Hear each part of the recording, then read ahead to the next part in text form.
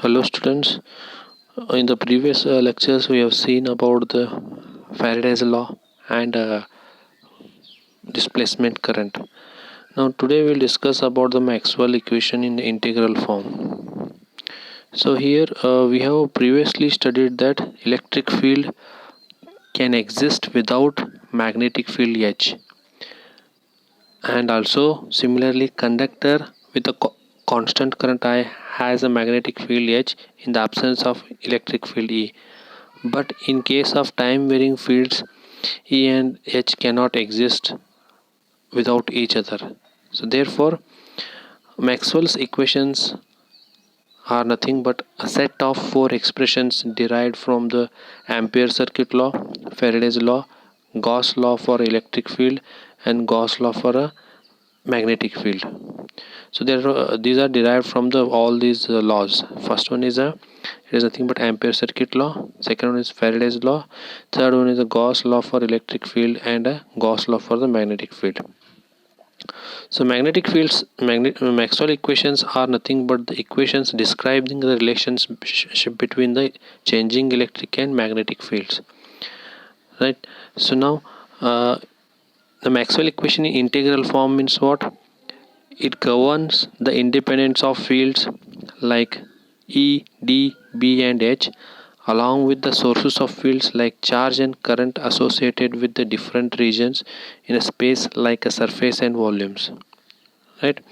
So basically the Maxwell equations are very important equations as they are found to be basic mathematical background for the theory of electromagnetic waves, transmission lines and also even study of antennas. Thus the application of electromagnetic fields can be very well studied with the help of Maxwell equations.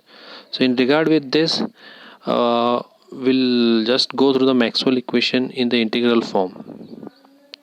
Okay, so let us we'll collect the integral form of Maxwell equations from the previous sections over surface and applying the Stokes theorem.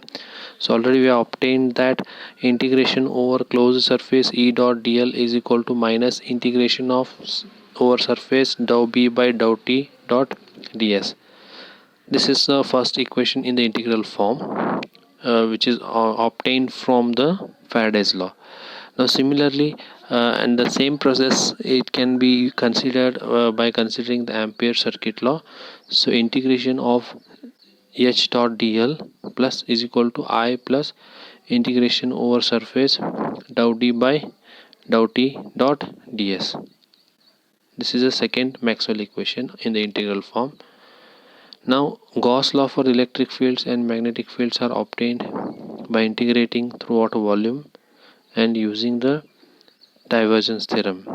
So integration over the surface d dot ds is equal to integration over the volume rho v dv. This is the third Maxwell equation in the integral form. And last Maxwell equation in the integral form is integration over the surface, closed surface, that is b dot ds, that is nothing but equal to 0. So hence these are the list of four Maxwell equations in the integral form. So first one, as we are seeing, integration over E dot dl is equal to some equation that is obtained from the Faraday's law.